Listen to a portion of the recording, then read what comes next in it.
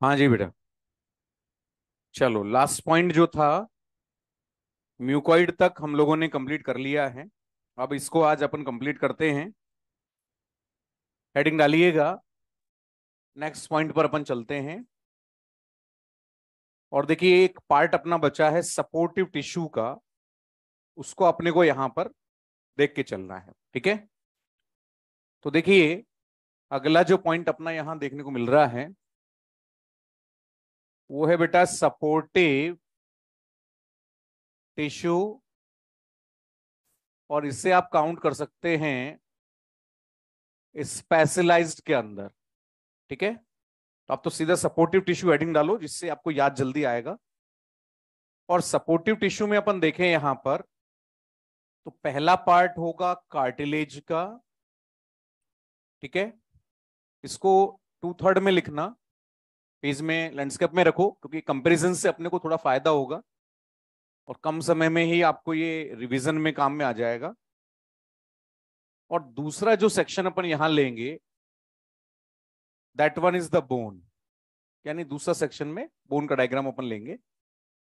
देखिए, बोन और कार्टिलेज में मैं आपको बताऊं तो बोन में तो स्ट्रक्चर वाइज क्वेश्चन आने के चांसेस सेकेंडरी हैं, प्राइमरी इसके एग्जाम्पल हैं, ठीक है। वैसे ही यहाँ कार्टिलेज में सबसे ज्यादा पूछे जाने वाली कार्टिलेज है इलास्टिक कार्टिलेज। कौन सी? और दोनों में मैं बताऊं तो फेवरेबल होती है क्वेश्चन के लिए ज्यादातर कार्टिलेज। तो क्वेश्चन ज्यादा यहां से बनते हैं, प्रीवियस ईयर देखोगे आप तो उसमें आपको क्वेश्चंस मिल जाएंगे, ठीक है। चलिए शुरुआत करते हैं। एक जनरल छोटा सा डायग्राम, क्योंकि इसी में अपन लेबलिंग कर देंगे सारी, तो अपने को थोड़ा सा आसानी रहेगी रिवीजन में। ये देखिए, एक छोटा सा सेक्शन है कार्टिलेज का। इसको केवल पेज में ऊपर की साइड पे बनाना, ताकि नीचे मैं आपको क्लासिफिकेशन करा दूंगा तो आपकी जगह यूज हो जाएगी, ठीक है। This is the cartilage, section of cartilage. और नीचे अपन इसको क्लासिफाइड कर लेंगे आराम से, दिक्कत नहीं आएगी, ठीक है। इधर हम बोन का डायग्राम लेंगे, उसको बचे हुए पेज के सेंटर में आप बनाना, क्योंकि यहाँ वही लेबलिंग कंपैरिजन में दिखेगी, तो थोड़ी सी आसानी रहेगी अपने को पॉइंट्स को याद करने के लिए, ठीक है। तो ये डायग्राम हम इधर बनाते हुए चलेंगे।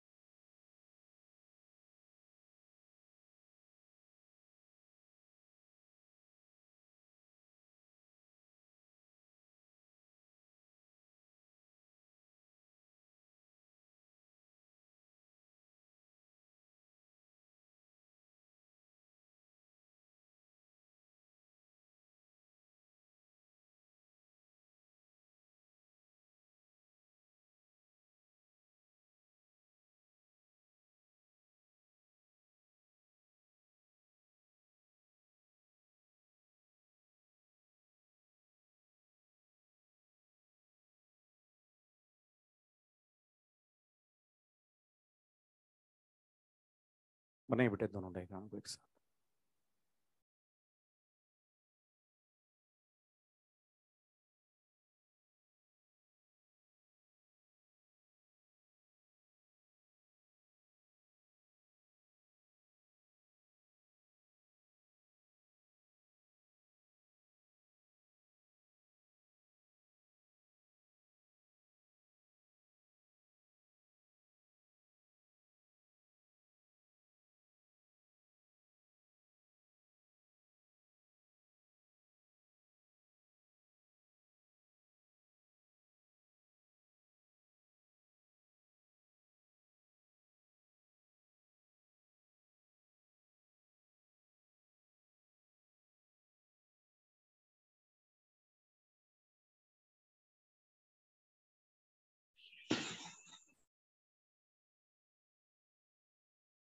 आवाज आ रही है सबको बच्चों?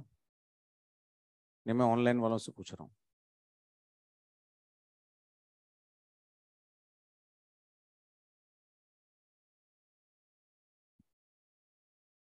ओके।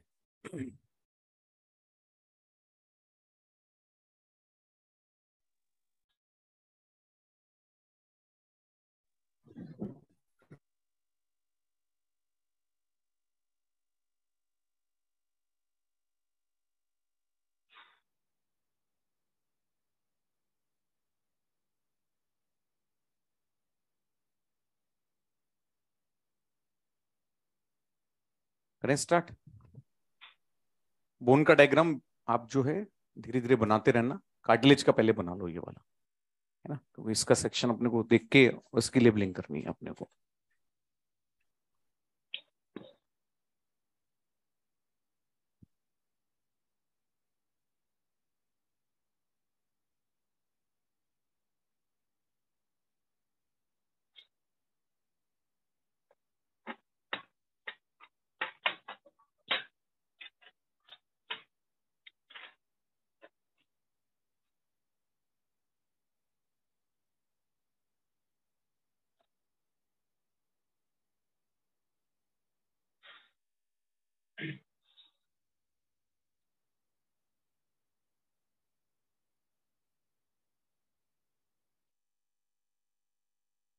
करें स्टार्ट।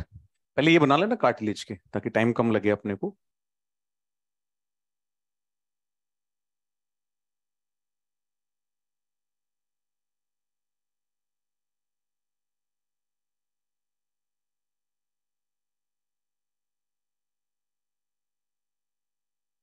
बच्चे अपना ऑडियो ऑफ कर दीजिए बच्चों। अबे राज, ऋषभ, यहीं तो नहीं बैठे हो तुम लोग? ये अचानक से बढ़ कैसे जाते हैं?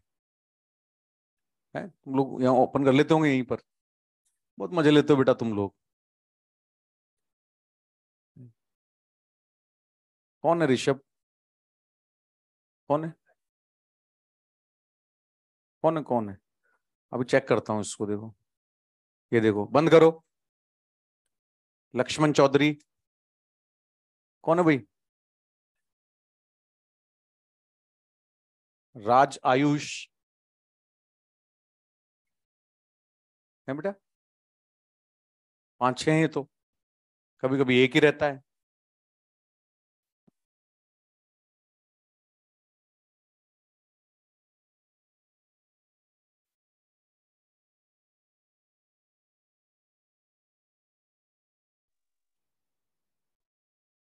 करें स्टार्ट। चलिए देखिए बेटा, देखो सबसे पहले अपन बात करते हैं कार्टिलेज की। बच्चों एक वर्ड दिया पिलाएबल, याद कीजिएगा। पिलाएबल का मतलब है फ्लेक्सिबल। ये एनसीईआरटी का एक स्पेशल टर्म है जो क्वेश्चंस में आके कंफ्यूजन करता है। यानी जिसमें कंप्रेशन को सहन करने की पावर है वो अपने आप में फ्लेक्सिबल है, और जो नहीं कर सकता वो क्या है? नॉन पिलाएबल। तो सबसे पहले तो इस वाले वर्ड को आप अच्छे से एक बार नोट कर लें, ताकि इसमें कंफ्यूजन ना हो। ठीक है, ये अपने को ध्यान में रखना है। अब देखिए बच्चों, अपन जानते हैं कि जो कार्टिलेज है, उस कार्टिलेज के लिए जब हम लोग बात करते हैं तो सबसे पहले जब कार्टिलेज का डायग्राम अपन ऑब्जर्व करते हैं तो जो आउटर लेयर या कवरिंग इस पर आपको देखने को मिलेगी वो मैंने सामने डायग्राम में बनाई है, उसे आपने नाम दिया था पेरिकॉन्ड्रियम, याद आ रहा है। और ये जो पेरिकॉन्ड्रियम है इसमें आपको मिलेगी white fibrous connective tissue sheath, cord नहीं मिलेगा। तो ये जो सामने आप देख रहे हैं ये इसका पेरिकॉन्ड्रियम वाला पार्ट है। पेरिकॉन्ड्रियम के अंदर ही जब आप देखेंगे तो यहीं आपको एक बहुत अच्छे क्वेश्चन का आंसर मिलेगा, और वो क्वेश्चन है कि ब्लड सप्लाई है या नहीं है। तो यहां पर ब्लड सप्लाई आपको देखने को मिल जाएगा। कंफर्म है। अब क्वेश्चन ये आता है कि in which of the following option, following part the blood supply is absent. ध्यान से सुनना, cartilage covering, bone covering, cartilage matrix, bone matrix. बताइए, कार्टिलेज मैट्रिक्स। तो अपने को ध्यान रखना है क्योंकि बोन में भी वही बातें चलेंगी, यहां भी वही, लोग एक जगह नहीं है। इसके मैट्रिक्स में आपको ब्लड सप्लाई नहीं मिलेगा, वहां कवरिंग में भी होगा और वहां मैट्रिक्स में भी अपने को ब्लड सप्लाई देखने को मिलेगा। एक और कंपैरिजन वाला क्वेश्चन अपने को देखना है कि यहां जो पेरिकॉन्ड्रियम है वो केवल WFCT का बना है, डबल लेयर नहीं है। लेकिन जब अपन यहां बात करते हैं बोन में, तो सबसे पहले बोन के 2 पॉइंट में लिखता हूं बच्चों। इसकी स्टडी को अपन नाम देते हैं ऑस्टियोलॉजी, याद आया। और दूसरा पॉइंट है कि यदि इसका फॉर्मेशन पूछा जाए, formation is called ossification. Osteogenesis आप कह सकते हैं, कोई दिक्कत नहीं है, बट पर्टिकुलर टर्म जो है वो है ऑसिफिकेशन, जिसे ऑस्मियम के सिंबल से हम लोग रिप्रेजेंट करते हैं। इसको OS लिखा जाता है। और आपने ऐसी कुछ बोन्स के नाम सुने भी हैं, ऑस पाल्पेब्री, याद कीजिए, ऑस रोस्ट्रेलिस, ऑस पेनिस, और एक आता है ऑस कार्डिस। ये 4 टाइप की बोन्स होती है। तो हमें ध्यान रखना है कि ऑसिफिकेशन टर्म बोन फॉर्मेशन के लिए यूज होता है। फिर आप एक वर्ड और सुनते हैं हार्मोनल एक्शन में, जो आपको मालूम होगा, डिक्रीज एस्ट्रोजन के लेवल से और हायर PTH के लेवल से बोन डिसॉल्व होती है, that is called osteoporosis and it is more in female. याद आया। तो वो बात ध्यान रखना है। अब जब बोन की बात करते हैं तो बोन के अंदर बच्चों जो आउटर कवरिंग है, उस आउटर कवरिंग को हम लोग नाम देते हैं, याद कीजिएगा, पेरी ऑस्टियम। याद आया। देखो, पेरी ऑस्टियम जो है इसमें भी आपको डबल लेयर मिलेगी। आउटर लेयर तो होगी WFCT की, और जो इनर लेयर आप यहां देखेंगे वो आपको देखने को मिलेगी बच्चों ऑस्टियोब्लास्ट सेल्स का, वो अपने को देखना है। यानी कुल मिलाकर यहां देखो सिंगल लेयर में है पेरिकॉन्ड्रियम, जबकि यहां पेरिओस्टियम डबल लेयर में है। और इसको भी अपन यहां दिखा सकते हैं कि ये वाली जो लेयर है बाहर की, ये हो जाएगी पेरिओस्टियम। बट इतना सा डिफरेंस याद रखना है कि डबल लेयर होगी, क्योंकि पेरिकॉन्ड्रियम जो वो कैसी होगी, सिंगल लेयर होगी। ध्यान रखना, कंफर्म है, याद रहेगा। दूसरी बात, जब पेरिओस्टियम की बात आए तो आपको यह भी ध्यान रखना है कि इसके अंदर भी आपको ब्लड सप्लाई जो है वो प्रेजेंट होती हुई नजर आएगी, एब्सेंट नहीं करना है, ध्यान रखिएगा। तो छोटे छोटे से डिफरेंस हैं तो कभी कभी आ जाएं तो अपने को डिस्टर्बेंस नहीं होना चाहिए। हालांकि कोई बड़ा पोर्शन एनसीईआरटी में तो नहीं दिया इनके बारे में, ठीक है बेटा। अब सुनो, दूसरा पॉइंट क्या आता है कि कार्टिलेज फॉर्मिंग सेल्स क्या हैं। तो कार्टिलेज को बनाने वाली जो सेल्स हैं वो हम जानते हैं ऑस्टियोब्लास्ट। अरे यस, देखो ऑस्टियोब्लास्ट के बारे में याद रखना, ये जो सॉरी कॉन्ड्रोब्लास्ट, उधर लेंगे ऑस्टियो तो। अब कॉन्ड्रोब्लास्ट के बारे में ध्यान रखना, एक तो ये इमेच्योर है, ओके। दूसरी बात, इनमें पावर ऑफ डिवीजन जो है वो प्रेजेंट होगा, ये भी ध्यान रखना है। और तीसरी बात ये है जो सबसे इंपॉर्टेंट है, जिसमें सबसे ज्यादा कंफ्यूजन है, और वो है कि ये मैक्सिमम मैट्रिक्स का सिंथेसिस करेगा। ध्यान रखना, मैक्सिमम मैट्रिक्स सिंथेसिस में आपको क्वेश्चन कई बार डाउटफुल लगेगा, स्पेशली बोन में, क्योंकि बोन में जब दिया है एनसीईआरटी ने तो ऑस्टियोसाइट दिया है कि matrix synthesis by osteocyte. But बात वो नहीं है कि कौन सिंथेसाइज, बात ये कर रहा है कि 2 सेल आ जाए, ऑस्टियोब्लास्ट और ऑस्टियोसाइट, तो क्या आंसर दोगे? ब्लास्ट। साइट नहीं देना है, और यदि ब्लास्ट हो ही नहीं तो फिर आंसर क्या करना है? साइट को करना है। कंफर्म, दोनों में, इसमें हो चाहे उसमें, ध्यान रखना, नोट करो। So cartilage forming cells are chondroblast, immature cells. There will be power of division present and maximum matrix synthesized by chondroblast as well as osteoblast. तो यहां अपन देखें बेटा बोन के अंदर, तो सेकंड पॉइंट क्या कहता है कि जो यहां की जो फॉर्मिंग सेल्स हैं उन्हें हम नाम देंगे ऑस्टियोब्लास्ट यहां भी ध्यान रखना, मैक्सिमम मैट्रिक्स इसी सेल से आएगा, भूलना नहीं है। और इनको मैं एक जगह दिखा देता हूं, ये जस्ट पेरिकॉन्ड्रियम के नीचे एक लेयर के फॉर्म में आपको मिल जाएंगी, तो आप इन्हें यहां आसानी से देख सकते हैं। तो फॉर्मिंग सेल्स जो हैं वो सेम चलेंगी, जैसे यहां है वैसे वहां है। आपको एक जगह प्रॉपर्टी ध्यान रख लेनी है कि ये मैक्सिमम मैट्रिक्स का सिंथेसिस करेंगी, बाकी कुछ याद नहीं रखना है। कोई नहीं पूछना कि मैच्योर है कि मैच्योर है, ठीक है। बस ये फॉर्मेशन इसलिए क्योंकि मैच्योरिटी है, तो बीएमआर यहां पर फंक्शनल होगा, स्टेबल भी नहीं होगा, और यहां पर मैक्सिमम मैट्रिक्स बनाता हुआ काम करेगा ये सेल। कंफर्म है? उसके बाद जब आपसे बात की जाए कि ये सेल जब मैच्योर होंगी तो क्या कहोगे, तो मैच्योर सेल्स जो हैं उन्हें नाम देते हैं कॉन्ड्रोसाइट। क्या नाम दोगे बेटा? कॉन्ड्रोसाइट। डायग्राम में देख लेते हैं अपन। देखो, जो ब्लैक कलर की सेल है ये कॉन्ड्रोब्लास्ट है। तो आप समझ गए होंगे कि ये हमेशा पेरिफ्री की तरफ मिलेंगी। ध्यान रखना है यहां पर, at periphery chondroblast are present. और जब ये मैच्योर होंगी ना तो ये सेंटर की तरफ जाएंगी। ये देखिए, सेंटर की तरफ जाना शुरू हो जाएगा। तो आप देखो, सेल एक तरफ बन रही है, फिर मैच्योर होकर सीधा नीचे जा रही है सेंटर की तरफ। तो कार्टिलेज का ग्रोथ कैसा हुआ? सेंट्रीपिटल या सेंट्रीफ्यूगल? सेंट्रीपिटल हुआ। और दूसरी बात, बाइडायरेक्शनल या यूनिडायरेक्शनल? तो अपने आप ही देख लो, दिख रहा है यहां पर क्या है, यूनिडायरेक्शनल। इसके नीचे लिख देना, यूनिडायरेक्शनल ग्रोथ अपने को देखने को मिलेगी। यूनिडायरेक्शनल ग्रोथ हम यहां पर देखेंगे। क्लियर? सेंट्रीपिटल ब्रैकेट में चाहो तो डाल देना, यूनिडायरेक्शनल और सेंट्रीपिटल ग्रोथ। कंफर्म है?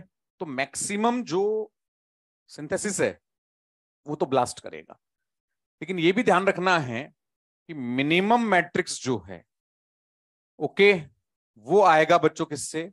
कॉन्ड्रोसाइट से। तो क्वेश्चन में अपने को दिक्कत नहीं आएगी।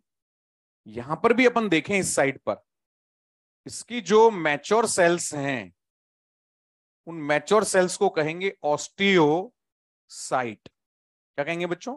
ऑस्टियोसाइट। अब इस डायग्राम में ये सब चीजें नहीं दिखेंगी, तो अपन क्या करेंगे, इसको बाद में इसको देखेंगे, ठीक है। उसके बारे में अपन डेफिनेटली बाद में आसानी से बात करेंगे, क्योंकि ये इंटरनल स्ट्रक्चर में आपको दिखाई देंगे, अब यहां दिखना बंद हो जाएगा आपको। कंफर्म? तो हमने कहा मैच्योर सेल्स आर ऑस्टियोसाइट। फिर एक और चीज आती है जो कि अपन फाइब्रोब्लास्ट में डिस्कस कर चुके हैं, कि जब कार्टिलेज से बोन बनेगी तो पहले कार्टिलेज को डेस्ट्रो करना पड़ेगा। तो डेस्ट्रो करने के लिए क्लास्ट, तो यहां तो आएंगी कॉन्ड्रोक्लास्ट और यहां आएंगी ऑस्टियोक्लास्ट। कंफर्म?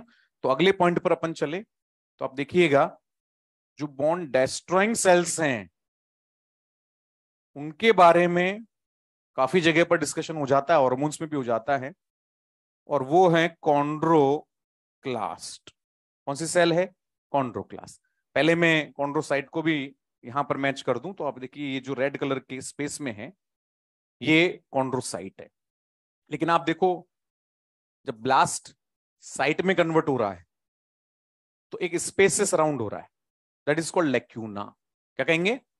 अब देखो, लैक्यूना में 2 भी पॉसिबल है, 4 भी पॉसिबल है, 3 भी, 1 भी पॉसिबल हो सकता है।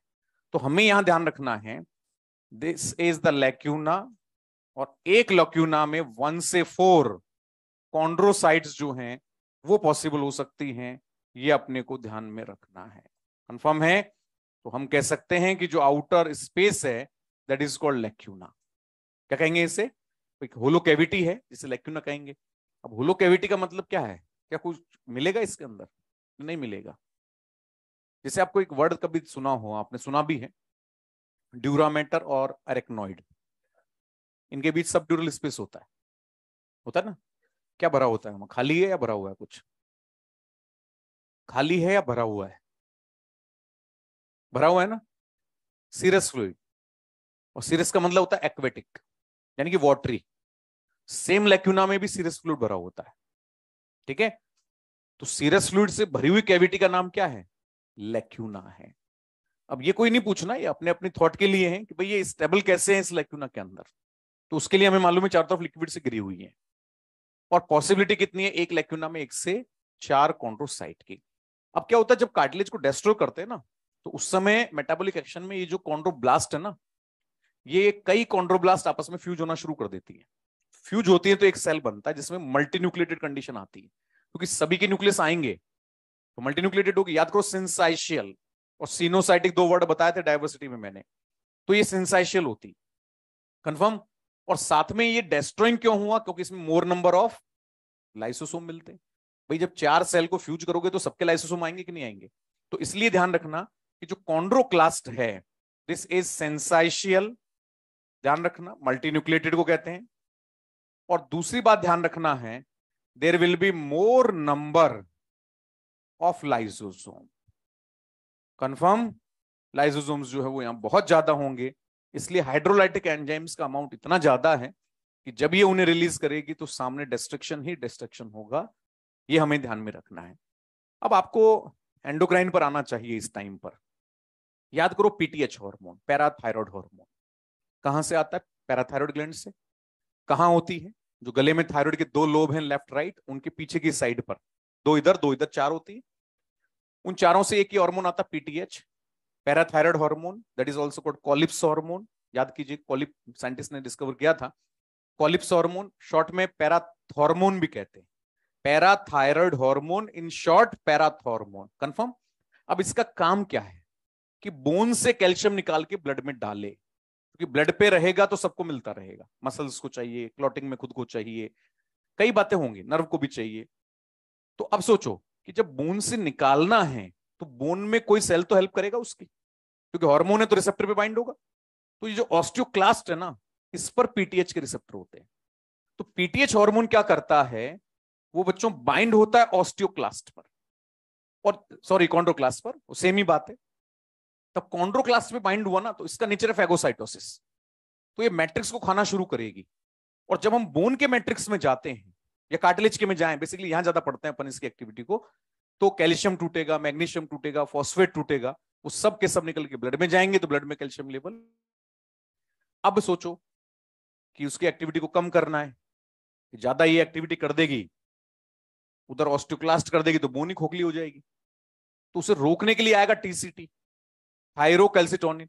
तो थायरोकैल्सिटोनिन तो इनहिबिटरी इफेक्ट डालता है, और पीटीएच जो है वो एक्टिविटी पर, क्लास्ट की एक्टिविटी पर। समझ में आ गया? तो ध्यान रखना, या मोर नंबर ऑफ लाइसोसोम की वजह से इसे कहते हैं डेस्ट्रॉइंग सेल। क्या कहेंगे? डेस्ट्रॉइंग सेल। सेम यहां चलें अपन, तो यहां भी आप देखिएगा जो डेस्ट्रॉइंग सेल है, बच्चों दिखा नहीं सकते इसको डायग्राम में आप, क्योंकि जैसे ही ये सेल बनना शुरू होती है वैसे डिस्ट्रक्शन शुरू हो जाता है दोनों पार्ट। तो आप यहां डायग्राम में तो इन सेल्स को दिखाई नहीं सकते। क्लियर?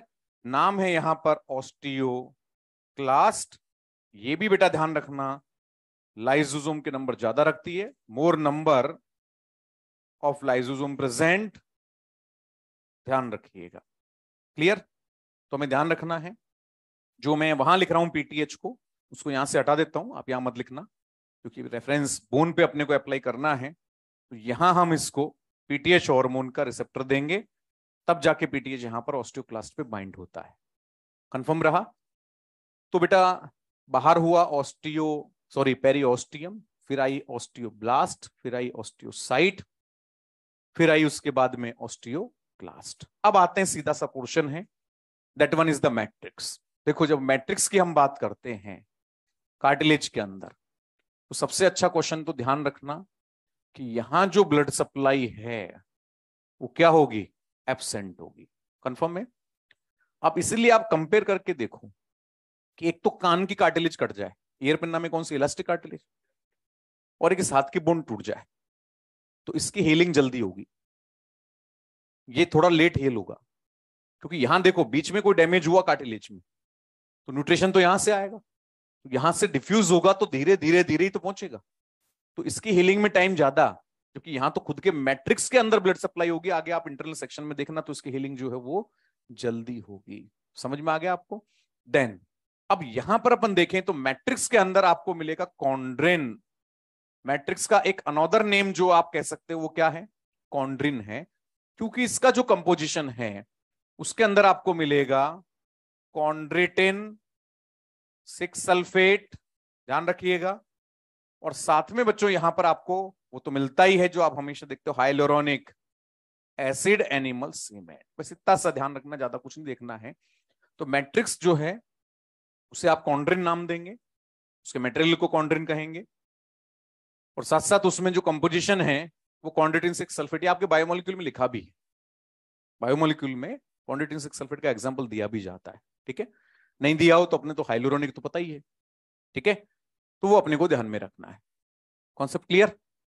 ब्लड सप्लाई पर सॉरी एब्सेंट लिखा है मैंने, थोड़ा सा यहां स्टार लगा लेना, यहां प्रेजेंट लिखा है स्टार लगा लेना, यहां प्रेजेंट लिखा है स्टार लगा लेना, और आगे मैं लिखूंगा इसको इंटरनल में एब्सेंट मैट्रिक्स के अंदर, तो अपने को ध्यान रखना है।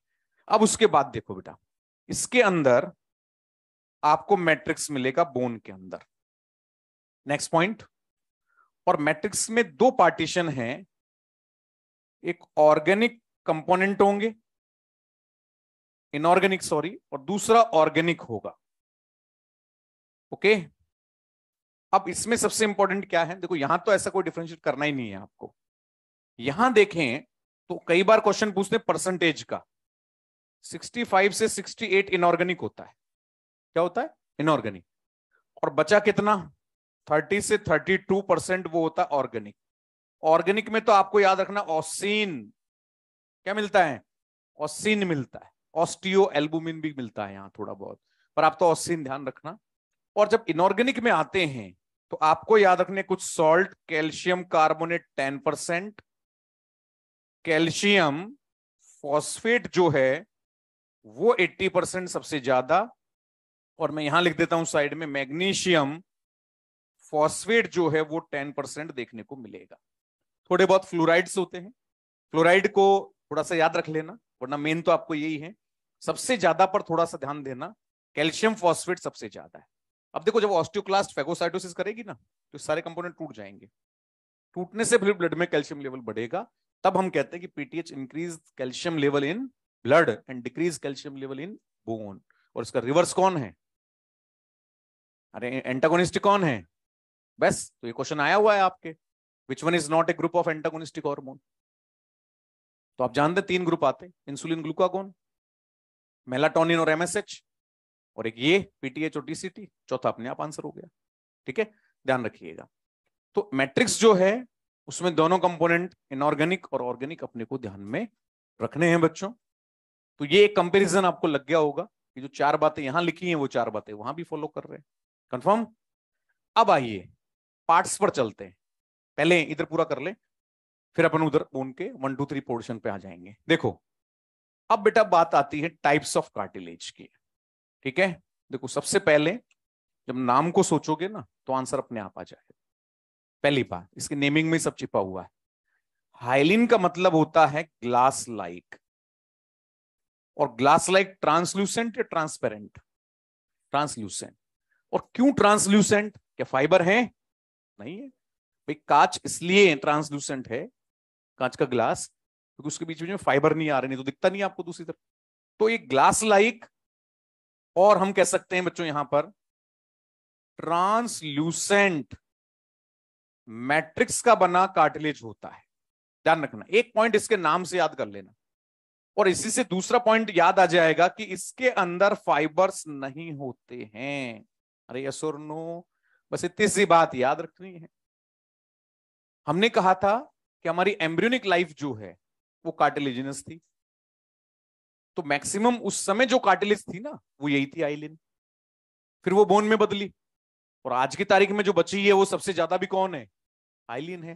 तो ये एक और अच्छा मेमोरेबल पॉइंट है जो आपको ध्यान रखना चाहिए। Maximum in embryonic life and maximum in our body. अभी भी हमारी बॉडी में ये बिफोर एंड आफ्टर बर्थ दोनों टाइम ही ज्यादा मिलेगी, कौन? Hyaline cartilage. बस इतना सा ध्यान रखना है बेटा, ये एक्स्ट्रा पॉइंट मान लो, चाहिए आपका जीके का पॉइंट मान लो, ये जनरल नॉलेज है अपने आप में।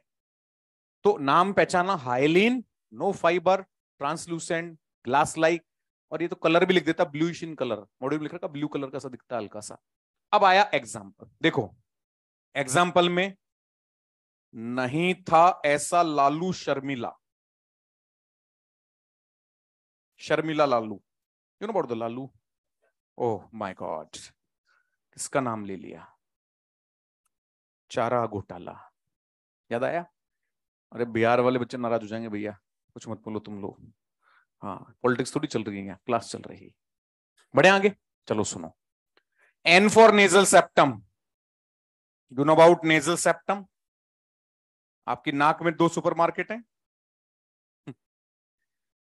और दोनों सुपरमार्केट को सेपरेट करती है एक दीवार, जिसका नाम क्या है? Nasal septum. कंफर्म? फिर आया ट्रेकिया। आप जानते हैं वहां पर सी शेप कार्टिलेजिनस रिंग है जो उसे कोलैप्स होने से बचाती है। याद आ गया होगा? ये सब बातें यहाँ की नहीं है, ये सब बातें फिजियोलॉजी की है जो अपन जबरदस्ती लिखते हैं यहाँ, क्योंकि यहाँ का रिलेशन इतना है कि कार्टिलेज पूछ के एग्जाम्पल पूछेगा। ठीक है, सो नेजल सेप्टम, ट्रेकिया, देन वहां चलूंगा मैं इस एग्जाम्पल से articular cartilage. Articular cartilage, and you know about this articular cartilage. मुझे बताओ, क्या सभी बोन्स पर मिलेगी? लॉन्ग बोन्स के एंड पर मिलेगी। देखो ग्रीन कलर कुछ दिया है मैंने, देख रहे हो आप? ये आर्टिकुलर कार्टिलेज। तो मुझे बताओ, विच of the following is absent just below the articular cartilage without any option? इनमें से कौन सी स्ट्रक्चर ऐसी है, ऑप्शन भी देख लो, यही बन गया ऑप्शन अपने आप में, जो एब्सेंट होगा? अरे सोचो ना, देखो ना क्या हो रहा है भाई, इसमें घबराने की क्या बात है? पेरियोस्टियम। देख लो मैंने ग्रीन से ढक दिया, तो इस जगह पर, ये मेरी मिस्टेक है, लो मैं इसको सही भी करता हूं, क्योंकि ऊपर तो मैंने कर दिया था, ये मैंने ब्लू कलर हटा दिया यहां से, तो इसका मतलब साफ हो गया कि इस जगह पर, ऊपर तो हटा रखा है मैंने, कि आपको पेरियोस्टियम देखने को नहीं मिलेगा। तो ये जो आप देख रहे हैं बेटा, this one is articular cartilage, थोड़ा सा गैप बचाना, और आर्टिकुलर कार्टिलेज के नीचे ध्यान रखेगा below it periosteum is absent. ध्यान रखिएगा, इस आर्टिकुलर कार्टिलेज के नीचे आपको पेरियोस्टियम, नीचे लिख लो अलग से, यहां जगह होगी ना आपके पास, यहां अलग से सेंटेंस बना के लिख दो, periosteum absent just below the articular cartilage. और आप जानते हैं इसका फंक्शन क्या है? हाइलिन है, मतलब कार्टिलेज है तो प्लायबल है, तो फ्रिक्शन से बचाएगी। यस, तो ध्यान रखना है। अब जब बुढ़ापा आता है, आर्थराइटिस, तो धीरे धीरे घिस जाती है। कब तक काम में लोगे अपने घुटनों को? सही बात है कि नहीं है? बॉडी का वेट बढ़ता जा रहा है, एज बढ़ती जा रही है, तो कार्टिलेज घिसती जा रही है, और फाइनली डेफिनेटली ये आपस में टकराना शुरू करेंगे एंड्स लॉन्ग बोन्स के, तो वो पेनिक कंडीशन जनरेट करता है। ठीक है, तो उसके बहुत सारे सॉल्यूशंस बताए जाते हैं डॉक्टर्स के द्वारा। आप भी बताओगे, आप में से जो ऑर्थोपेडिक बनेगा, मुझे सलाह मत देना, बाकी को दे लेना, तो आप कहेंगे कि आपका नी रिप्लेसमेंट करना पड़ेगा। यस सर, तो पहले ही बोल रहा बेटा, है ना? लेकिन मैं आपको रियल बताऊं कि बात बहुत अच्छी है कि रियल नी रिप्लेसमेंट हो जाए, अच्छी बात है, लेकिन उससे पहले डॉक्टर्स जो है वो 2 तरीके के काम करते हैं। एक तो कार्टिलेज की ग्रोथ कराने के लिए जो है कुछ टैबलेट्स प्रोवाइड करते हैं विदाउट स्टेरॉइड, और कुछ ऐसी पोजीशंस आती है कि डायरेक्ट इंजेक्शंस भी लगाए जाते हैं, but they also contain steroids. तो स्टेरॉइड क्या करते हैं, आप जानते ही हो कि पेशेंट की तो एक खास बात होती है कि उसको इफेक्ट तुरंत चाहिए। आजकल के पेशेंट में तसल्ली वाली बात नहीं है। आप जब डॉक्टर बनोगे ना, तो वो एक काम जरूर करेगा, पहले किसी और डॉक्टर को दिखा के आ चुका होगा और आपके सामने उसी वाली निकालेगा। सब 5-6 बार बुला लिया, कोई इफेक्ट तो आता नहीं है, तो आप समझ जाओगे कि अब मैंने इसको ठीक नहीं किया तो ये मेरी कहीं और जाके जो है वो इज्जत उतारेगा। तो आप कहोगे अच्छा, इसको मतलब समझ में आ रहा है कि इसको इफेक्ट थोड़ा जल्दी आना चाहिए, तो आप जानते ही हैं कि वो स्टेरॉइड्स एक्टिवेट करेंगे, जबकि वो ज्यादा अच्छा डॉक्टर था आपके कंपैरिजन में। वो जेनेरिक मेडिसिन के ऊपर आराम से धीरे धीरे इफेक्ट लेके आ रहा था कि आप वो जल्दी हो और परमानेंट ठीक हो, मतलब देर से हो भले परमानेंट ठीक हो। बट अब क्या, आजकल के लोगों में तसल्ली है नहीं। तो वही वाली बात ये है कि टैबलेट्स के थ्रू कार्टिलेज ग्रो करवाई जाती है। ओके, कई ऐसे नॉन वेजिटेरियन कंटेंट्स होते हैं उनके अंदर जो कार्टिलेज ग्रोथ में हेल्प करते हैं, बट अब वेजिटेरियन मेरे जैसे लेंगे और नहीं, ये और खतरनाक काम है। तो कई बार इंजेक्शंस लगाने पड़ते हैं कि भाई अब डायरेक्ट इंजेक्शन लगा लो। स्टेरॉइड एक बार काम तो अच्छा करेगा 5-6 महीने के, लेकिन बाद में उसके साइड इफेक्ट दिखना शुरू हो जाते हैं। ठीक है, तो जब भी किसी को सलाह दो तो उसको देख के देना। समझ में आ गई बात? ये बात ध्यान रखो। कौन कौन ऑर्थोपेडिक बनने वाला है भाई? पहले डिसाइड तो नहीं कर लिया कहीं तुम लोग? चलो आगे देखेंगे, तो फालतू की बात है। ठीक है, अब सुनना ध्यान से। तो आंसर आया क्या एब्सेंट होगा? पेरी ऑस्टियम, क्योंकि वहां क्या प्रेजेंट है? Articular cartilage. कौन सा टाइप है? Hyaline cartilage. देन बच्चों, external part of rib, external part of rib, थोड़ा मैं यहां नीचे लिख रहा हूं, थोड़ा सा ध्यान देना, मेरी बातों को सुन के लिख लेना। मैंने लिखा नेजल सेप्टम, मैंने लिखा trachea, articular cartilage, external part, और फिर मैंने ऊपर लिखा लैरिंग्स। ओके, लैरिंग्स आप केवल वर्ड याद रखो, कौन सी कार्टिलेज इसमें हाइलिन है नहीं है वो सब आपके लेवल पे अब नहीं आता है, ठीक है, क्योंकि उसमें कुछ चेंजेस हैं, तो अपने को वो ध्यान नहीं रखने, अपने को सीधा लैरिंग्स याद रखना है, उससे अपना आंसर आ जाएगा। तो nasal septum, trachea, articular, external part of rib और लैरिंग्स अपने को ध्यान में रखना है। अब आती है येलो फाइब्रस इलास्टिक कार्टिलेज। वैसे देखो नंबर 2 और 3 इलास्टिक, सॉरी इलास्टिक कार्टिलेज में काउंट होता है, लेकिन कॉमन नेम फाइब्रस आ रहा है, देखो आप, हो रहा है ना फाइब्रस, तो ध्यान रखना ये व्हाइट फाइब्रस है और ये क्या है? येलो इलास्टिक फाइब्रस है। कंफर्म? सबसे ज्यादा इसको पूछेंगे आपसे, ध्यान रखना। किसको? येलो फाइब्रस इलास्टिक कार्टिलेज को। देखो ये तो याद रखना सबसे इजी, मैंने आपको बताया भी था। ई फॉर इलास्टिक कार्टिलेज, तो ई फॉर इलास्टिक फाइबर, ये यहां पर मैक्सिमम होंगे, यस और नो? तो क्या ये ट्रांसलूसेंट मैट्रिक्स रखेगा? नहीं रख सकता, अपने आप ही गणित सॉल्व हो गई। ओके, देन बच्चों, E for example, E for eustachian tube, अरे यस, जानते ना, मिड ब्रेन को आपके बगल कैविटी से जोड़ रहे हैं, यस, इक्वलाइज प्रेशर, तो यूस्टेचियन ट्यूब हो गया।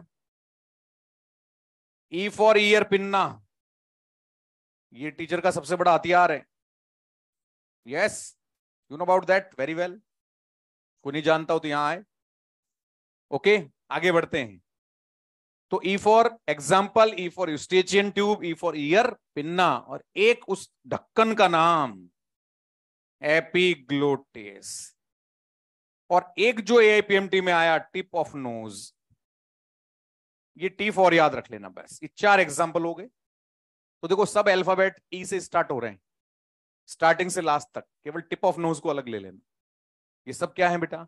Elastic cartilage. ये क्वेश्चन पूछूं, एरिटिनॉइड कार्टिलेज क्या है? एरिटिनॉइड कार्टिलेज ऑफ द लैरिंक्स, चलो कोई नहीं, आज ढूंढना इसको, है ना, है बेटा, ढूंढना। मैं भी हाँ ना कुछ नहीं कह रहा, आपके बैच में बोल रहा हूं, बाकी कहीं में बोलते भी नहीं ऐसी बातों को, बहुत बुरा लग जाता कई बार हमको। एरिटिनॉइड कार्टिलेज ढूंढना आप, पता लगेगा कुछ, राइट? आगे बढ़ते हैं, चलिए व्हाइट फाइब्रस पर आते हैं, जल्दी जल्दी लिखो फटाफट से, खत्म करते हैं इसको। नेक्स्ट आइए, व्हाइट फाइब्रस, कॉन्सेप्ट क्या है देखो समझो। व्हाइट फाइब्रस है स्ट्रॉन्गेस्ट कार्टिलेज, और कैल्सिफाइड है हार्डेस्ट कार्टिलेज। देखो दो वर्ड अलग अलग लगते एक जैसे हैं, जो स्ट्रॉन्ग है वो हार्ड नहीं हो सकता, और जो हार्ड है वो स्ट्रॉन्ग नहीं हो सकता, पर ऐसा लगता है ना सिनोनिम है, ठीक है। तो जब इनऑर्गेनिक मटेरियल भर दोगे, ठूस ठूस के मॉलिक्यूल भर दोगे तो हार्ड हो जाएगी, ठीक है। जैसे कि इरेजर है, अपने आप में स्ट्रॉन्ग है, आप उसको इस तरीके से दबाइए, थोड़ा दबेगा तो सही लेकिन टूटेगा नहीं, सही है ना। लेकिन इसको दबाएं तो ये क्या है? अपने आप में हार्ड है, दबेगा ही नहीं। तो सीधी सी बात है कि स्ट्रॉन्ग हार्ड में अपने आप में एक डिफरेंस है, तो छोटा सा यहां देखने को मिल जाता है। अब स्ट्रॉन्ग क्यों है? क्योंकि यहां पर मैक्सिमम कोलेजन फाइबर्स होंगे, मैक्सिमम कोलेजन फाइबर्स है। लेकिन आपके साथ एक गड़बड़ कर सकती है ये पेरियोस्टियम, जब आप इधर कोलेजन भर दोगे ठूस ठूस के, तो ये पार्ट तो स्ट्रॉन्ग हो जाएगा, बट ये पार्ट कहीं ना कहीं पिलायबल नेचर शो करेगा, तो वो आपको स्ट्रॉन्ग नहीं होने देगा। तो इस कार्टिलेज की खास बात है, इसको उड़ाना पड़ेगा, यानी इस कार्टिलेज में पेरी कॉन्ड्रियम एब्सेंट होता है। अरे यस और नो? पेरिकॉन्ड्रियम एब्सेंट होगा तो स्ट्रॉन्ग हो जाएगा कार्टिलेज। लेकिन मुश्किल आ गई ब्लड सप्लाई की, कि आप ब्लड सप्लाई कहां से लोगे? तो कहां से आएगा ब्लड सप्लाई? कहां से आएगा? क्या ये न्यूट्रिशन रिसीव करता ही नहीं, ऐसा है। सोचो तो सही जरा एक बार, what is the method of nutrition in this cartilage? सीधा पॉइंट है, the surrounding network of capillaries by the process of diffusion. यानी मैं इसका डायग्राम वैसे तो जरूरत है नहीं, बट जैसे ये कार्टिलेज है ना, तो ये तो कोलाजन फाइबर भरे हुए हैं, और साथ में यहाँ ये कॉन्ड्रोसाइट्स यहाँ भरी हुई है। ओके, तो इसके चारों तरफ कैपिलरीज का इस तरीके से नेटवर्क होगा, तो वो इस नेटवर्क के थ्रू डिफ्यूजन से ब्लड सप्लाई न्यूट्रिशन ले लेगी। समझ में आया? तो यहां ये ध्यान रखना होता है, इस क्वेश्चन को अपन AR में डाल सकते हैं आराम से, ठीक है ना? ये ध्यान रखिएगा, इन white fibrous cartilage nutrition is received by outer network of blood capillary. Correct है? रीजन आएगा because in this cartilage perichondrium is absent. तो AR बनेगा यहां, अच्छा अपन आराम से बना सकते हैं, ध्यान रखिएगा बच्चों। इसके दो एग्जाम्पल हैं, जिसको मैं PI लिख रहा हूं, आप फुल फॉर्म लिखना, pubic symphysis and intervertebral disc. You know about that? P for लिखिए प्यूबिक सिम्फाइसिस। आप जानते हैं हमारी जो हिप वाली बोन्स हैं, पेल्विक ग्रिडल्स हैं, उनके अंदर सेंटर वाले पार्ट पर अपन प्यूबिस बोन देखते हैं, याद आया? वहां पर एक कार्टिलेज का कवरिंग है जिसको अपन नाम देते हैं प्यूबिस सिम्फाइसिस। लिखूं बेटा कहीं पर? यहां लिख देता हूं। देखिए, जो प्यूबिस सिम्फाइसिस है, अब यहां तो सिंपलेक्स इतना सा ही क्वेश्चन याद रखना है कि ये कार्टिलेज कौन सी, व्हाइट फाइब्रस। लेकिन इसको आप ले जाओ रिप्रोडक्टिव सिस्टम पर। During the time of delivery there will be hormone applied on this pubic symphysis to relax it. Relaxin. Perfect? Question पूछू रिलैक्सिन पे एक छोटा सा। Yes, the covering of lot of hairs. कौन सी कवरिंग है ये? Perichondrium, periosteum. Cutting वटिंग नहीं करा रहा आजकल, क्या चक्कर? ओहो बेटा, पिज्जा बर्गर खाने के पैसे तुम्हें हैं? जालिम इंसान है? कोई बात नहीं, डॉक्टर बनेगा तो मैं तेरे को खिला दूंगा, अभी नहीं लेकिन, है बेटा? तब भी नहीं खाना?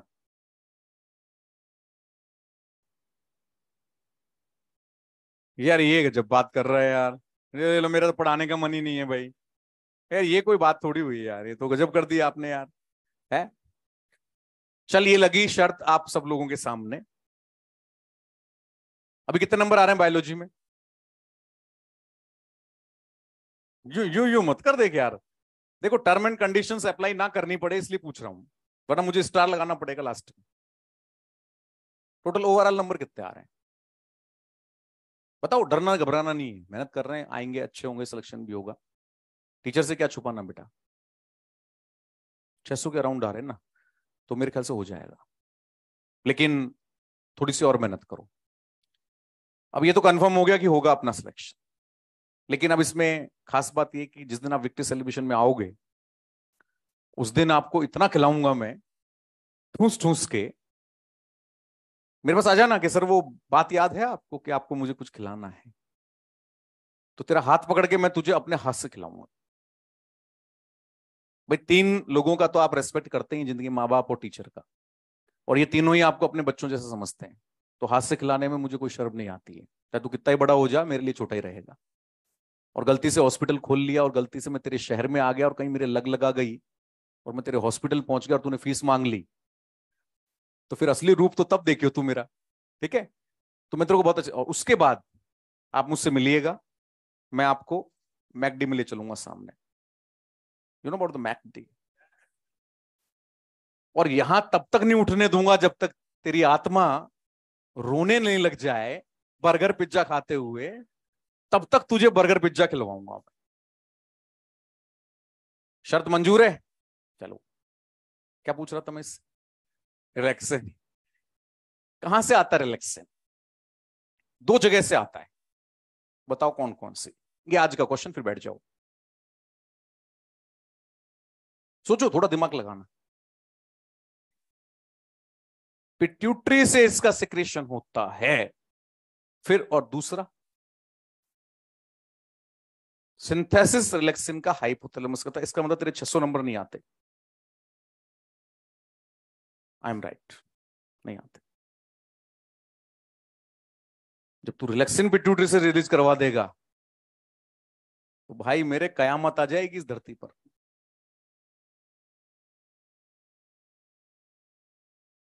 नहीं आए तो पास कर दिया करो क्वेश्चन को, ठीक है? पास करना आना चाहिए आपको।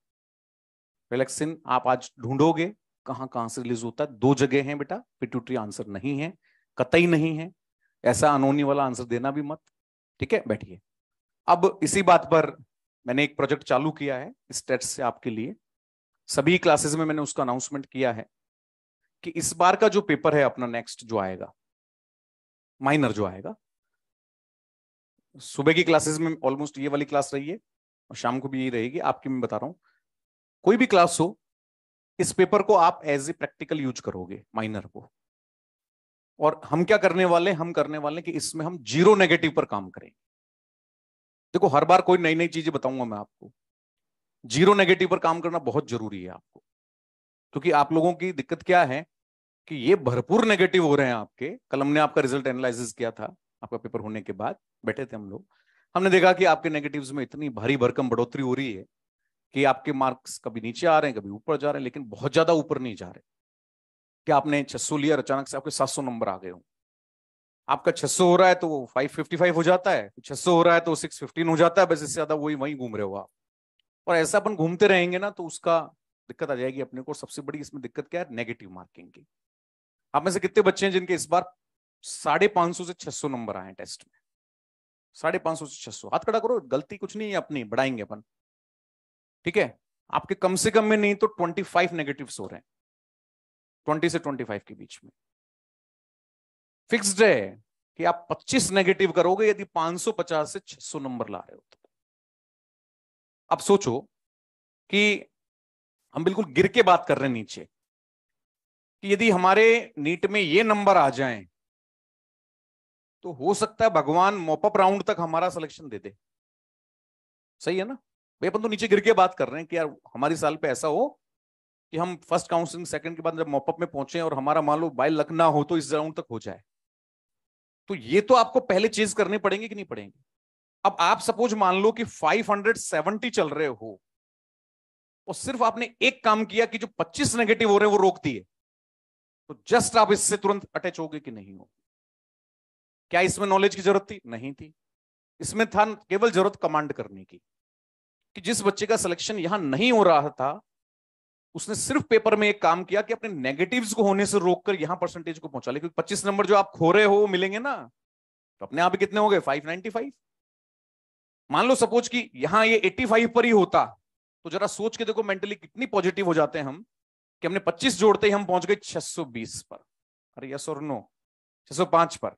अरे यस बेटा, कंफर्म है? तो 20 नंबर 25 नंबर हमने जोड़े, 605 610 आ गए। मुझे बताओ 600 का आंकड़ा दिमाग में आते हैं कितनी अच्छी पॉजिटिविटी आती है? अरे आती कि नहीं आती? तो इस बार एक टेस्ट पर काम करो कि जिनके 600 से 650 आ रहे हैं उनके नेगेटिव 10 से 15 के बीच में। काउंट कर लेना आप मेरी बात को। समझ में आया आपको?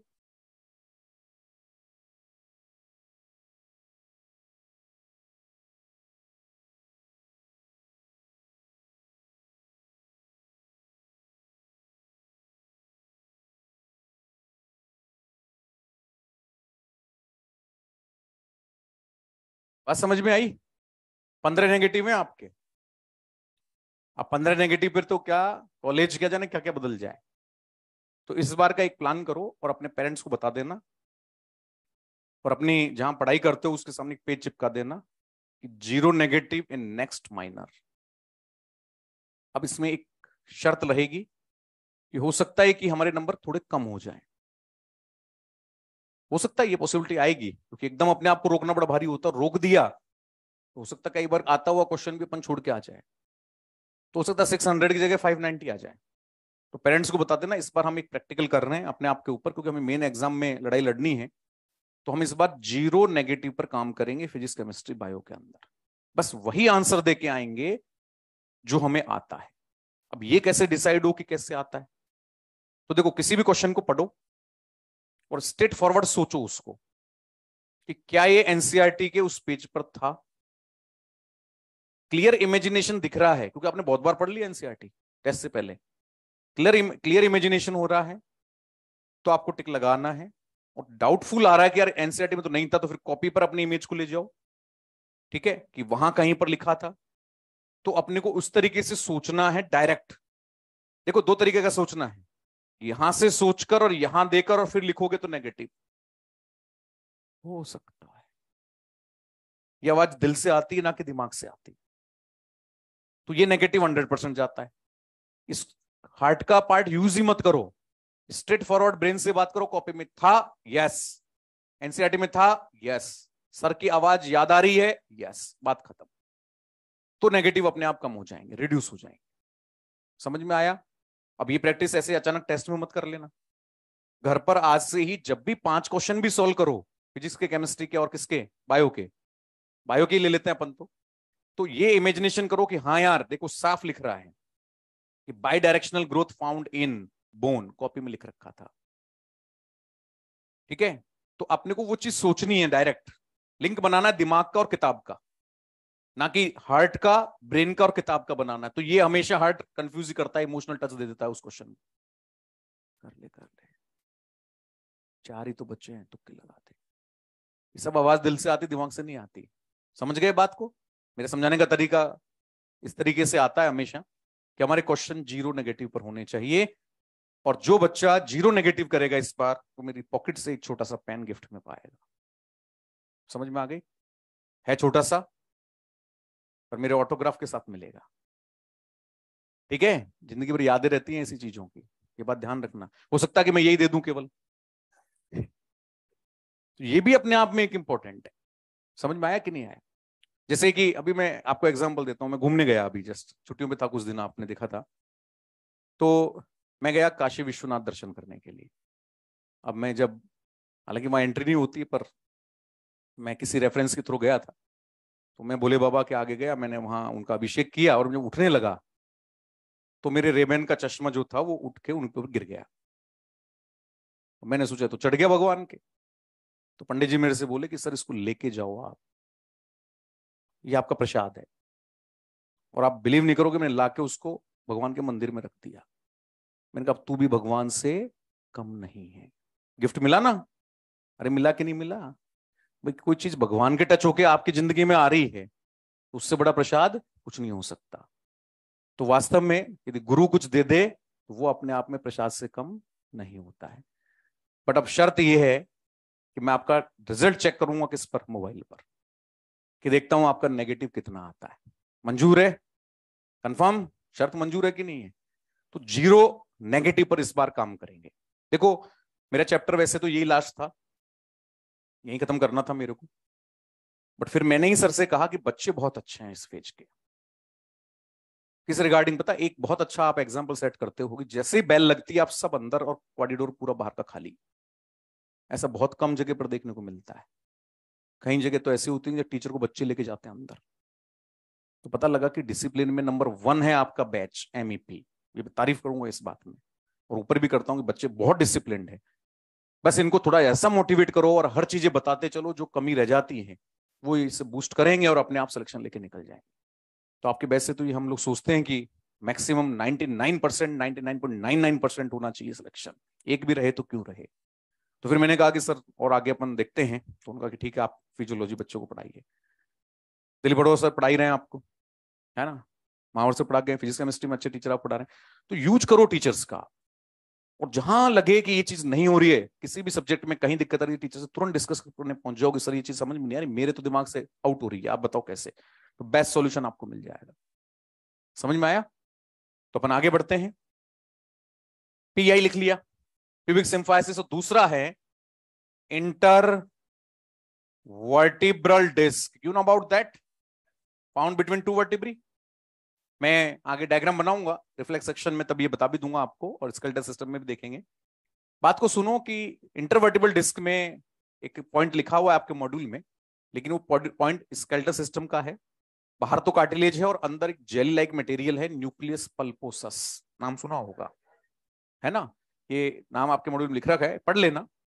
उसका वास्ता यहां नहीं है एनिमल टिश्यू से, वो तो हमने एक एक्सप्लेनेशन के लिए दिया है। सीधा आप तो ये दोनों पॉइंट याद रखना। और इसीलिए इसके अंदर जो जेल लाइक मटेरियल है प्लस आउटर कार्टिलेज है, तो ये रिलैक्स करते हमें रिलैक्स हो जाती है जब रेस्ट करते हैं। आप सबसे ज्यादा अपनी लंबाई कब देखोगे? जब सुबह मॉर्निंग में उठोगे तब, क्योंकि जब हम लेटे रहते हैं काफी देर तक तो हमारी पूरा वर्टिब्रल कॉलम रिलैक्स होता है, तो कुछ मिलीमीटर्स का इफेक्ट आपके लेंथ में जरूर आता है। समझ में आया? तो जब भी आपको अपनी लंबाई नापनी हो तो सुबह उठते ही नापिए, आप सबसे ज्यादा निकलेगी पूरे दिन भर की। ठीक है? और उन इंसानों की लंबाई सबसे ज्यादा हो जाती है जिनकी आत्मा, आगे नहीं बोलूंगा मैं। ठीक है, आगे बढ़ते हैं। तो देखो, कैल्सिफाइड कार्टिलेज हार्डेस्ट है। बस इतना सा है कि ये जो कार्टिलेज है ना, ये इसी का मॉडिफिकेशन है हाइलिन का, ध्यान रखना। तो ध्यान रखना, hardest and modified hyaline cartilage.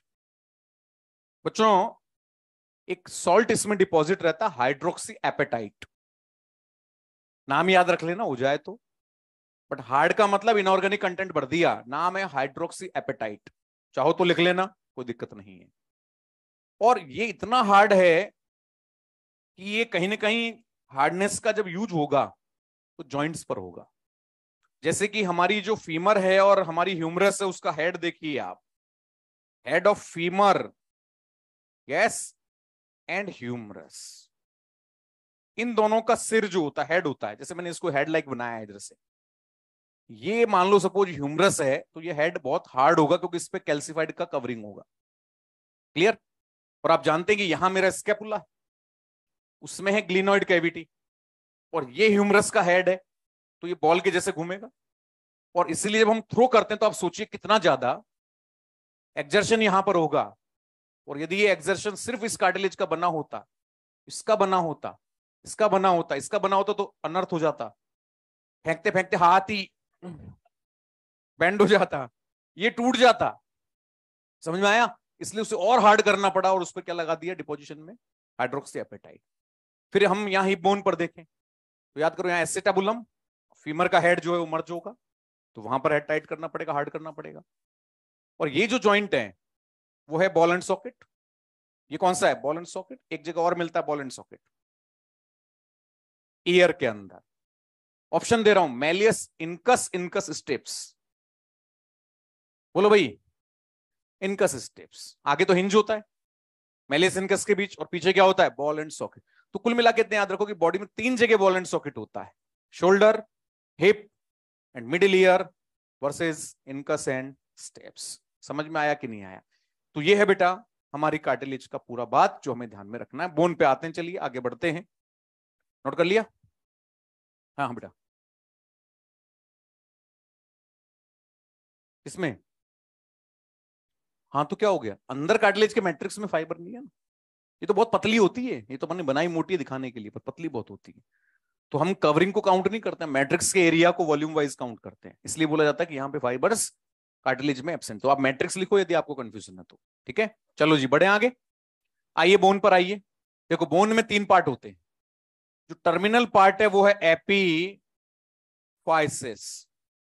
Okay, नीचे भी एपीफाइसिस होगा, ध्यान रखना बच्चों। जो एपीफाइसिस है, it is found at ends.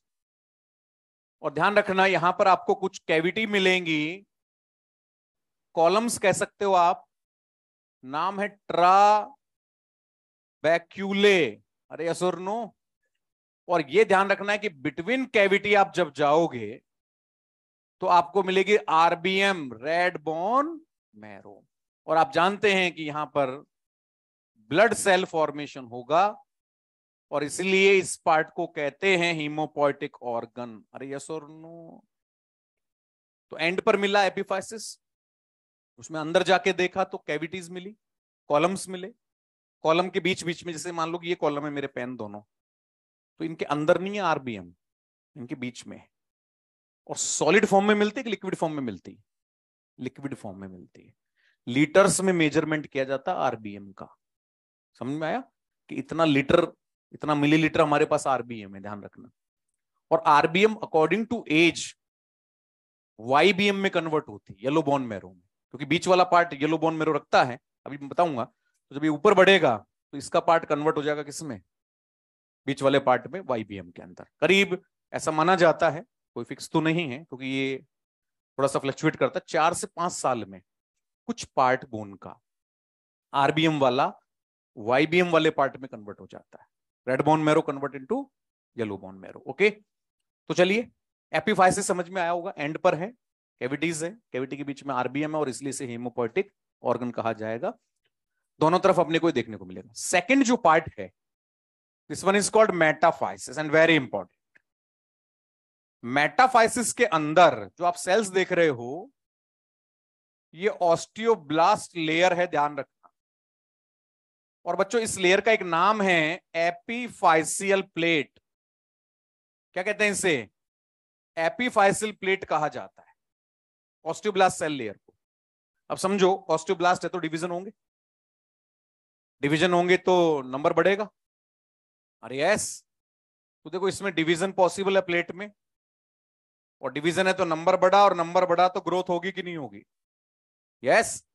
तो समझो ऊपर वाली रेड लाइन में डिवीजन हो रहा है, नंबर बढ़ रहे हैं, तो बोन ऊपर बढ़ेगी, और नीचे है तो नीचे बढ़ेगी। बताओ बाई डायरेक्शनल ग्रोथ हुई कि नहीं हुई, यस। तो इसलिए हमें ध्यान रखना है यहां पर बाई डायरेक्शनल ग्रोथ। और दूसरा तरीका है इसको समझाने का, जो अपन इंटरनल उसमें देख लेंगे, विड्थ को भी काउंट कर लेते हैं। सो बाई डायरेक्शनल ग्रोथ यहां देखने को मिलती है। कंफर्म बेटा, ये अपने को ध्यान में रखना है। दूसरी बात मैं आपसे यहां पे करूं तो आप देखिएगा, जो बाई डायरेक्शनल ग्रोथ है, यही लिख देता हूं, बाई डायरेक्शनल, बस इतना सा लिख दो, क्योंकि फिर इसमें लेंथ को और विड्थ को हम लोग काउंट करेंगे आगे चल के। ओके, अब सुनो ध्यान से, एंडोक्राइन सिस्टम फिर आएगा, क्योंकि ये चीज यहीं क्लियर हो जाएंगी ना, तो आपको एंडोक्राइन में फिर समय नहीं लगेगा, क्योंकि सबसे ज्यादा क्वेश्चन किस पे आते हैं, फिजियोलॉजी में एंडोक्राइन से आते हैं। जैसे 3 क्वेश्चन इससे आते हैं ना, 3 या 4 क्वेश्चन एंडोक्राइन से आते हैं, तो कहीं भी जुड़ जाए। अब सुनना, आपके पास एक हार्मोन है, जैसा कि भाई साहब ने कहा कि पिट्यूटरी ग्लैंड, तो पिट्यूटरी ग्लैंड से आता है ग्रोथ हार्मोन, जानते हो। तो जो ग्रोथ हार्मोन है ना, इसके 2 तरीके हैं काम करने के, एक डायरेक्ट और एक इनडायरेक्ट। ग्रोथ हार्मोन क्या करता है, सीधा जब एपिफाइसियल प्लेट पे जाके अप्लाई होता है, उसे कहते हैं डायरेक्ट इफेक्ट। ये आएगा, इस पे बाइंड होगा, डिवीजन होंगे, ग्रोथ हो जाएगी, लेंथ बढ़ेगी हमारी। लेकिन ये तब तक पॉसिबल है जब तक ये प्लेट है, क्योंकि 17-18 ईयर आते आते इस प्लेट को कहते हैं रिड्यूस हो जाती, बट एक्चुअल में रिड्यूस नहीं होती, कन्वर्जन होता है। ऑस्टियोब्लास्ट कन्वर्टेड इनटू, देख लो यहां, तो यहां भी तो वही होगा, ऑस्टियोसाइट। और ऑस्टियोसाइट में पावर ऑफ डिवीजन नहीं होता, क्योंकि वही मैच्योर सेल्स है। तो हमारी ग्रोथ बाद में इसलिए नहीं होती कि प्लेट ही ऑस्टियोसाइट में बदल गई, तो ग्रोथ पॉसिबल नहीं है। अब कोई थोड़ी बहुत ग्रोथ आपकी पॉसिबल है, 17 ईयर के हो अभी, तो 18, 19, 20 तक थोड़ा बहुत प्लेट रहता है, तो आपकी ग्रोथ हो जाएगी अच्छे से, उसके बाद पॉसिबल नहीं होता है। एक और तरीका है कि ग्रोथ हार्मोन स्टिमुलेट करे पहले लीवर को। अब लीवर का स्ट्रांग होना बचपन में बहुत जरूरी है, लीवर वीक नहीं होना चाहिए। आपने देखा ही है पेरेंट्स को, कि पेरेंट्स जो है बड़े सेंसिटिव होते हैं आपकी लेंथ को लेकर, आपकी लंबाई बढ़ रही है कि नहीं बढ़ रही है, कंफ्यूजन भी रहता है उनको, आपको भी रहता है। बचपन में आप तो कई बार मिरर के सामने खड़े हो गए और ये सोच रहे थे कि यार लंबाई बढ़ रही है कि नहीं बढ़ रही है। रोज अपने आप को देखता हूँ, निहारता हूँ इस सुंदर चेहरे को, लेकिन ये समझ में नहीं आ रहा कि लंबाई बढ़ रही है कि नहीं बढ़ रही है। सही बात है कि नहीं है। और माँ बाप भी कंफ्यूज होते हैं, वो भी रोज आपको देख रहे हैं कि लंबाई बढ़ रही है कि नहीं बढ़ रही, तो डॉक्टर के पास ले जाते हैं कि डॉक्टर साहब ये हमारा पिद्दी रहेगा क्या, ये इसकी लंबाई लंबाई बढ़ेगी कि नहीं बढ़ेगी। होता है ना, कई बार कंफ्यूजन होता ही है। कोई टॉनिक दीजिए, कोई मेडिसिन दीजिए कि इसकी लंबाई बढ़ जाए। डॉक्टर साहब हंस जाते हैं मन ही मन, पेशेंट के सामने नहीं हंसते, कि यार भाई 2 फैक्टर काम करेंगे, एक तो एज, जिससे एज बढ़ेगी इसकी लंबाई बढ़नी, और दूसरा जेनेटिक फैक्टर काम करे। आप तो इतने से हो और आप चाह रहे हो कि बेटा वहां टच हो जाए, तो नेवर पॉसिबल, ये पॉसिबल हो नहीं सकता। सही बात है कि नहीं। तो फिर वो समझाते हैं पेरेंट्स को कि देखिए 2 बातें हैं, एक तो आपके बराबर या उससे थोड़ी सी लंबाई बढ़ेगी इसकी, तो जेनेटिक कहता है, लेकिन हो सकता है कि इसका डेवलपमेंट अच्छा हो, एप्लीकेशन अच्छी हो ग्रोथ हार्मोन की, तो डेफिनेटली अच्छी ग्रोथ हो जाएगी, इसकी दिक्कत नहीं है। तब जाके पेरेंट्स को विश्वास होता है। और हमें कब विश्वास होता है, जब हमारे रिश्तेदार आते हैं 4 साल बाद, बोला चिंटू बड़ा हो गया तू यार, उस दिन लगता है ग्रोथ हार्मोन काम कर रहा है। सही बात है कि नहीं? तब तो विश्वास हो जाता है कि हाँ लंबाई बढ़ी। अब लीवर वीक नहीं होना चाहिए। यदि आप ज्यादा जिद करोगे तो डॉक्टर आपके ब्लड टेस्ट कराएगा, फिर उसको पता लगेगा कि कहीं पे लीवर में प्रॉब्लम है या लीवर वीक है, तो फिर वो लीवर को स्ट्रॉन्ग करने के मेडिसिन चालू करेगा। क्योंकि एक इनडायरेक्ट इफेक्ट ग्रोथ पे आता है लीवर का। लीवर एक हार्मोन रिलीज करता है somatomedin, you know about that. Somatostatin नहीं, सोमेटोक्राइनिन नहीं, सोमेटोमेडिन। इसका दूसरा नाम है insulin like growth factor, IGF. ये आपके बहुत सारे एनसीईआरटी के पॉइंट है, वहां के सॉल्व हो गए, क्योंकि बोन है ना, तो बोन पे तो आएगी, वहां भी बोन बनानी पड़ती, क्या मतलब है। तो सोमेटोमेडिन का जो दूसरा नाम है वो इंसुलिन लाइक ग्रोथ फैक्टर। इसके दो टाइप होते हैं, फर्स्ट एंड सेकंड। टाइम मत देख बेटा, अभी तो है टाइम, है अभी मेरे पास बहुत टाइम है, अभी मैं नहीं जाऊंगा। भगवान का और तेरा आशीर्वाद बना रहेगा, तेरी दुआएं बनी रहेंगी तो मैं नहीं जाऊंगा, ठीक है। वहां घड़ी पे क्यों जा कर, घड़ी तेरे लिए होती तो यहां लगती ना। तो मेरे लिए है कि मैं समय का ध्यान रखूं और आपको ज्यादा परेशान नहीं करूं, ठीक है ना। और आपकी क्लास में नो डाउट मजा आता पढ़ाने, अच्छे लिसनर हैं आप, अच्छे से सुनते हैं बातों को, ठीक है ना। बाकी को तो आधे टाइम समझाने में चल जाता है, पढ़ लो रे, आवाज मत कर रे, कहीं तो खिड़की खोल के पीछे झांकते रहते हैं, तो भैया रुक जा अभी, ठीक है ना। तो आपकी क्लास अच्छी है। अब आईजीएफ के दो टाइप होते हैं, फर्स्ट सेकंड। फर्स्ट ज्यादा रिलीज होता है। एक बात इसलिए बताई है क्योंकि इसलिए कहते हैं ग्रोथ फैक्टर, और आपके एनसीईआरटी में लिखा है एंडोक्राइन में 338 पेज पर, some growth factors also secreted by endocrine glands. Question ये आता है कि ग्रोथ फैक्टर कौन सा, ये याद रख लेना, insulin like growth factor that is also called somatomedin, release from liver. अब ये क्या करता है, ये रिलीज होकर यहां पहुंचता है, समझे, और फिर वही डिवीजन कराएगा, ग्रोथ कराएगा। इसे इनडायरेक्ट इफेक्ट कहा जाता है। कौन सा इफेक्ट कहते हैं? कोई क्वेश्चन नहीं आना, लेकिन वो लाइन क्लियर हो गई आपके इंसुलिन लाइक ग्रोथ फैक्टर, और ये भी पता लग गया कि हमें दो तरीके से ग्रोथ देखने को मिलती है। यहां प्रॉब्लम हुई तो नो ग्रोथ पे इफेक्ट आएगा, ये नहीं आया तो टोटल इफेक्ट आ जाएगा। समझ में आया कि नहीं आया? और बीच वाला जो पार्ट में खत्म कर देता हूं उसे कहते हैं डायाफाइसिस। बच्चों डायाफाइसिस कॉम्पैक्ट पार्ट होता है, और इसके अंदर होती है BMC, bone marrow cavity. Note कर लो, एक्सटर्नल स्ट्रक्चर कंप्लीट है बोन का।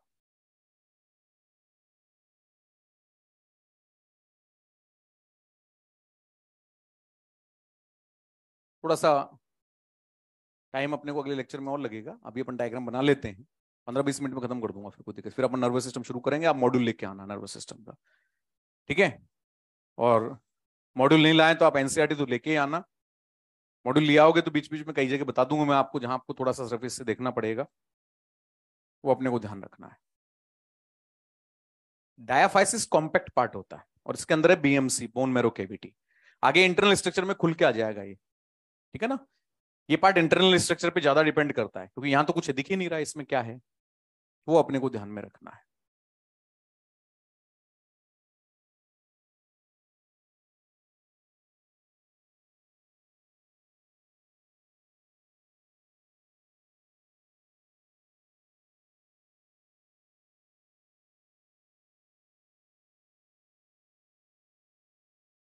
है बेटा, देखो दो वर्ड हैं, फैक्टर और हार्मोन। ये हम किसी केमिकल को नाम दे रहे हैं। जैसे मैंने कहा कि some chemicals are release from that particular cell, तो उसका एक जनरल नेम आ जाता फैक्टर। तो आप केमिकल के लिए वर्ड यूज कर रहे हैं क्या, फैक्टर। अब फैक्टर क्यों कह रहे हैं, क्योंकि ये कोई इफेक्ट जनरेट करेगा, इसलिए इसको हमने एक फैक्टर बना लिया है। ओके है बेटा, रोहन कब बनाते हैं मतलब, कभी भी बोल दो आप। ज्यादातर फैक्टर वर्ड हाइपोथैलेमस के लिए यूज होते हैं, रिलीजिंग फैक्टर, इनहिबिटिंग फैक्टर, याद आ रहा है कुछ। और वैसे फैक्टर आप किसी भी हार्मोन को बोलो ना, कोई फर्क थोड़ी पड़ रहा है उससे, बट ज्यादातर हाइपोथैलेमिक सिक्रेशंस को हम लोग फैक्टर्स का नाम देते हैं, ध्यान रखिएगा। तो बेटा ये कहानी है इसके एक्सटर्नल स्ट्रक्चर का। अब आएगा इसके बाद, अब तो कुछ है ही नहीं, जो बातें की है वही लिखनी है। Internal structure of bone. अब हम बोन के इंटरनल स्ट्रक्चर को देखेंगे। तो आप जो है बस ये डायग्राम बना के छोड़ दो, मैं वापस से इसको बना के लेबल करते हुए समझा दूंगा तो जल्दी से आपको याद रहेगा और टाइम आपको डायग्राम में लगेगा नहीं, इसलिए फिर मैं इसको आगे बना के छोड़ देता हूं। हाँ, लैंडस्केप में रखो, अब तो कुछ ज्यादा बचा नहीं है, बस ये कुछ सेल्स का एक सिनेरियो बनाना है आपको।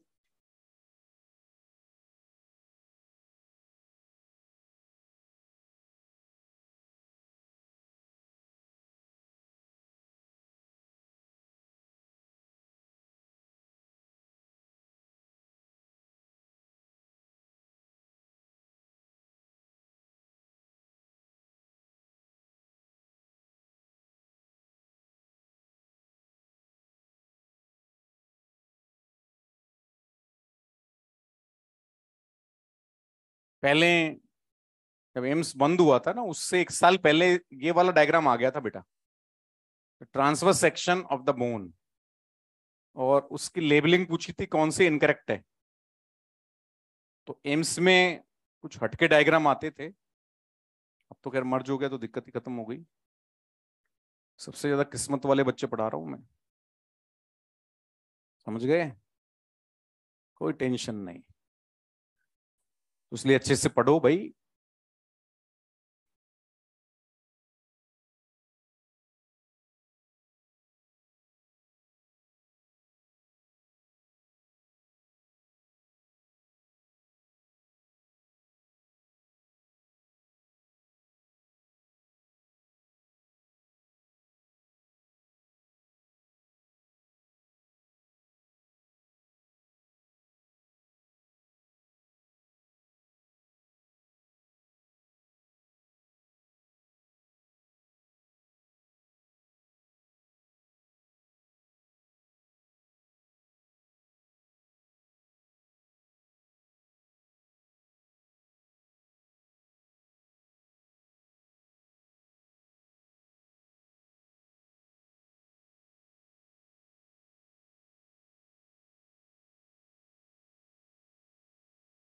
बनाइए।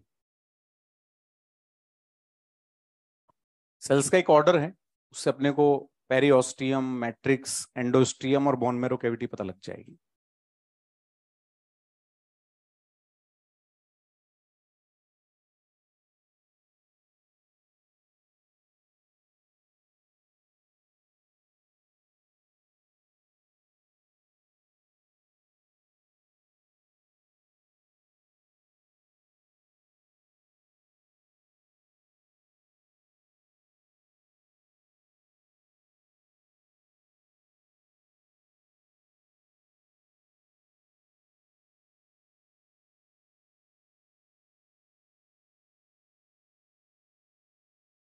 तो एक क्वेश्चन में प्रॉब्लम थी 138, 138 मेल कॉकरोच में, उसमें 5 आंसर आएगा, मतलब आंसर थर्ड होगा, क्योंकि गायनोवाल्वुलर प्लेट्स नहीं होती है ना, तो वो एक ही डिफरेंस तो फीमेल का था, तो वो अपने को ध्यान में रखना है। होता ही है ना, 10 तो वो तो रिड्यूस तो काउंट ही नहीं करते ना अपन, नंबरिंग में आता ही नहीं 10 तो, 9 10 दिया भी नहीं है अपन ने, तो वो ध्यान रखना है।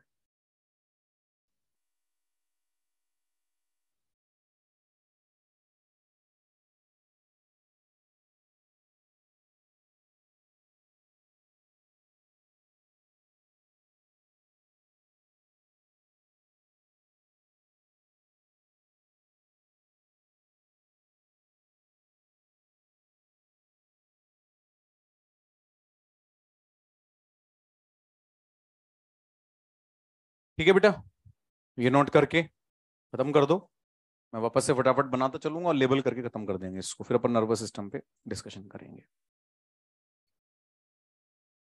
और वो पेज लिख के लगाना है, no negative in next minor, ठीक है बेटा? उससे अपने को ध्यान में रखना। जय श्री कृष्ण बच्चों।